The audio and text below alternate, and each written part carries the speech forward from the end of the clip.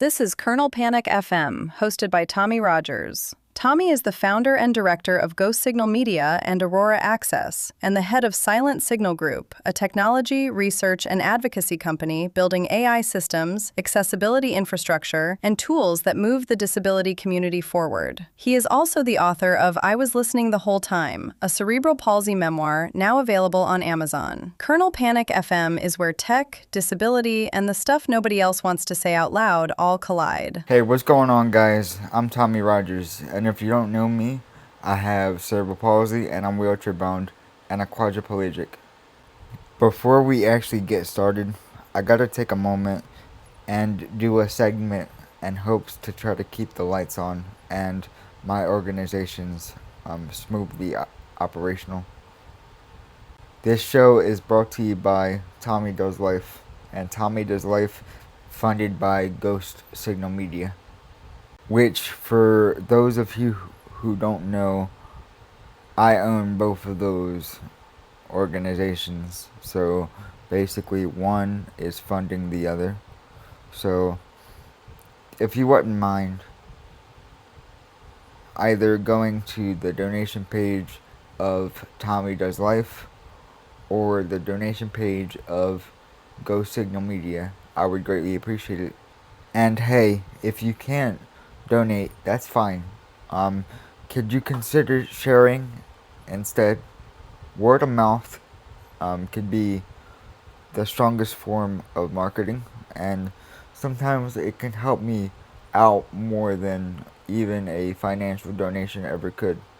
So either share this on your timeline, wherever you're seeing it, or just speak about it to one of your friends, one of your colleagues at work, or however, just try to get the word out there. And I want to try to get more eyes on my work that I'm trying to accomplish, because I really value the work that I'm doing every day.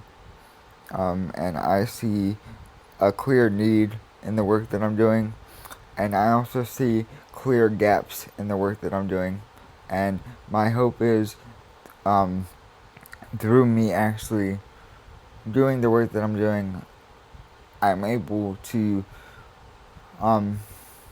see those gaps that I see, and I'm able to fill them in, and not only fill them in, but also educate, so those same gaps don't just replicate over and over again,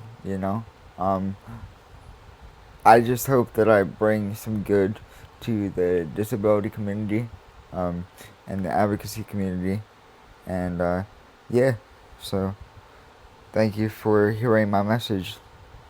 Let's get to the actual show today, shall we?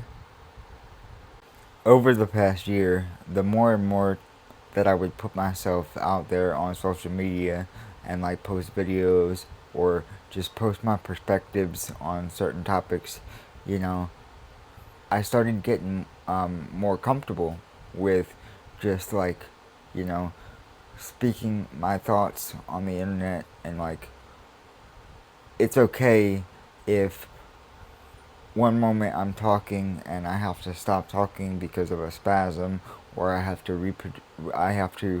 reposition myself in my chair, or I know for my cerebral palsy, or for the way I talk, it really doesn't happen that much. But the occasional stutter, like if I do end up stuttering, then I could just correct myself. And you gotta understand, I'm very comfortable in my skin, okay? I'm very comfortable with the kind of person I am, and I like to think that I'm a pretty halfway decent human being, I've never really been a person that has ever struggled with low self-esteem issues, or like really caring what anybody else thinks about you, or anybody else's perception about somebody else other than themselves. I remember from a very early age in childhood, ever since I could remember, I was uploading like YouTube tutorials on different computer skills. You know, it was like second nature to me. I thought it was so cool, and I wanted to show off to the rest of the world that, hey, I know how to do this, or hey, this, that, and the third, you know? But see, back then when I was a kid, I never really grasped how much of a big deal it was that I was able to garner a following, and I never really understood how important or how vital that could be, especially back then. Um, so unfortunately, I have none of those followers or anything like that. But the whole reason of me saying this is to tell you that I have always been comfortable just like talking into a microphone, or like just like speaking my mind, you know? It's like second nature to me. I do it in a respectful manner. I never want to disrespect anybody with any of my thoughts or opinions or anything I say. You know, I'm always coming from a place of wanting to understand. From an earliest age as I can remember, I've always been one to think in systems. And I need people to understand when I say I think in systems, I don't just mean like I think in systems when thinking about computers, right? Um, from as early as I can remember breaking down situations and approaching solutions and problems and systems. And what I want people to grasp here is I was able to think in systems before I even fully grasped or knew what a computer was fully. From as early as I can remember always wanting to understand things and understanding things on a deep level. Um, One of those things being I wanted to understand people and humans in general, and why people did certain things or exhibited certain behaviors, or you know chose to do certain actions in lives, or had certain addictive traits, or things of the sort. Uh, Unknowingly at first, I started studying people and things around me, and just being very observant. Not because I didn't do any of this stuff because I thought I was superior, or because I wanted to try to be superior. Um, like I said, I started really wanting to understand people and yearning to understand people. Uh, and at first, it was unknowingly. I didn't like go into it knowingly choosing to do it. You know, um, it, as I grew older, it turned into um, from a yearning of wanting to understand people and systems around me, to really wanting to understand myself, and especially my disability of cerebral palsy. And I wanted to understand also um, certain anger uh, qualities that I was exhibiting, um, especially during my adolescence years, like in my teen years. I had a lot of anger because throughout my work, we will get through all that. We will uh, touch on the stuff that needs to be touched on, but through my adolescence, especially, I had a lot of anger. Okay, and some of that anger was justified, some of it was not justified, but a lot of it was. Okay, I was put in a lot of messed up situations. Um, I really care about my brand identity here, so I'm gonna try to keep the profanity to a very low minimum, if any at all. But I would hope that the people that are listening to my work, or that stumble upon my work, I would hope that we are all of adult consenting age, So if I do end up accidentally slipping up, I do apologize. But I'm gonna try to remain as professional as possible. I dropped my first song on YouTube on this channel, actually. Tommy Does Life. Name of the song is Fridge Glass. For the ones that have listened to it, thank you so much for listening to it. If you haven't listened to my song, Fridge Glass, go search it up on YouTube. I might drop a link down in the description or wherever I can, on depending on what platform you're listening on or watching me on right now. But yeah, man, if you're able to, and if you haven't already, go listen to my song Fridge Glass.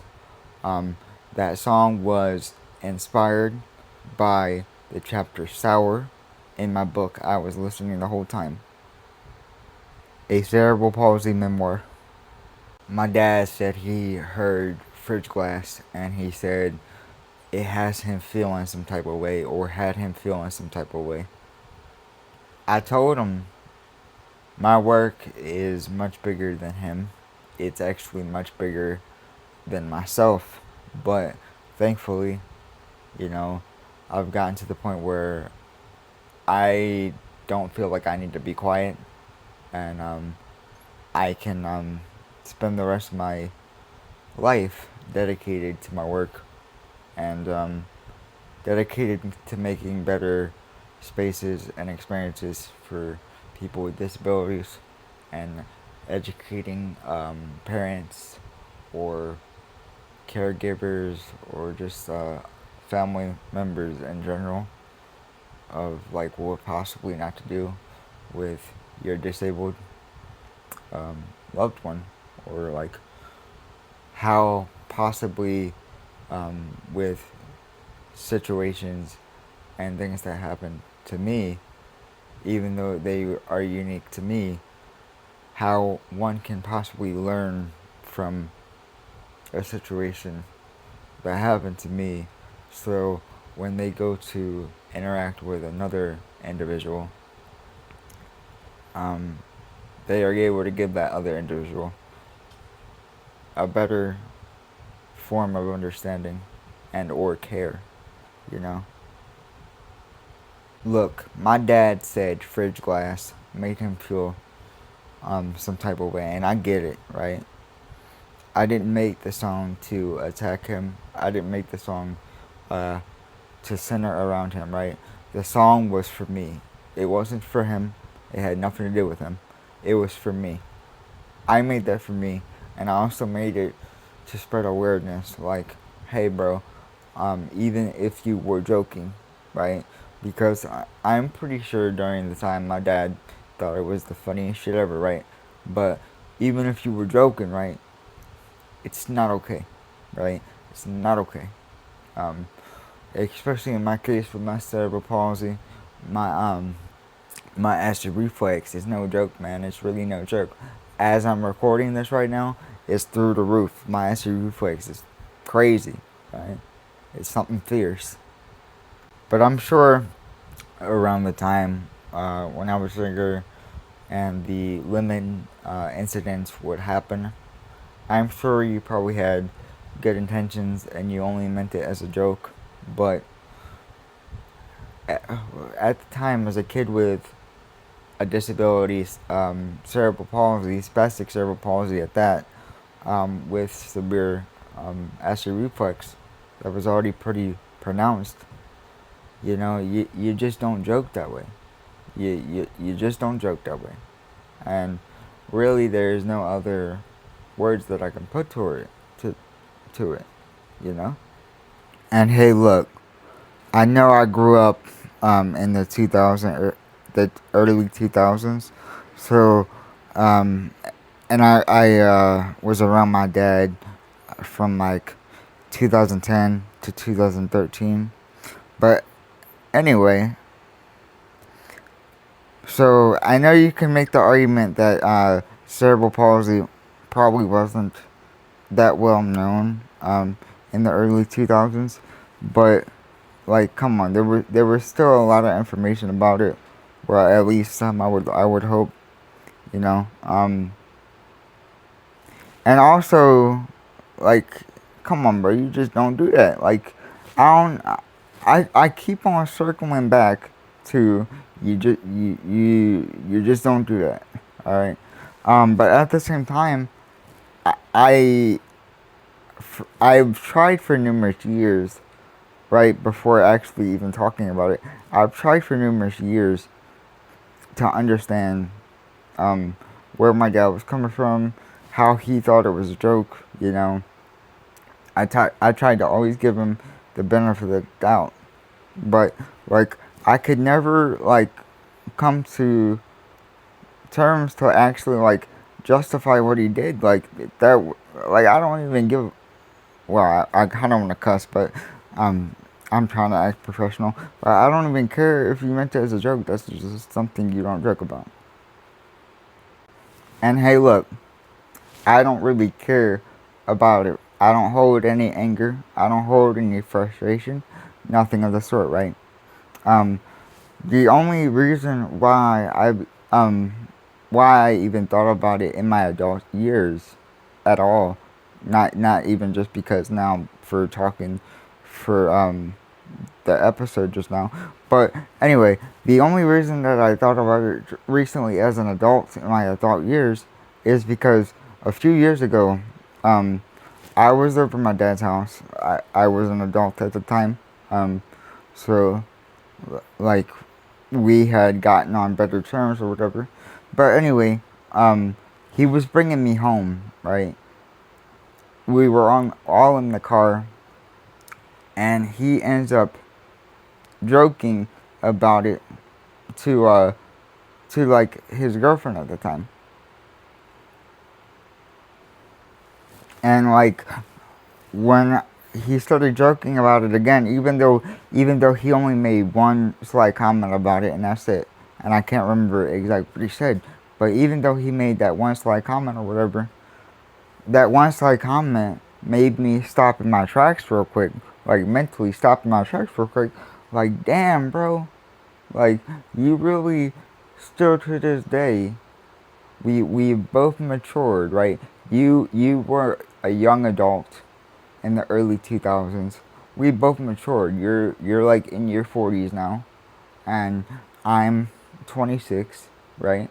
We both matured, so it kind of, well, we weren't. I wasn't 26 around the time that this happened, but you guys get it, right?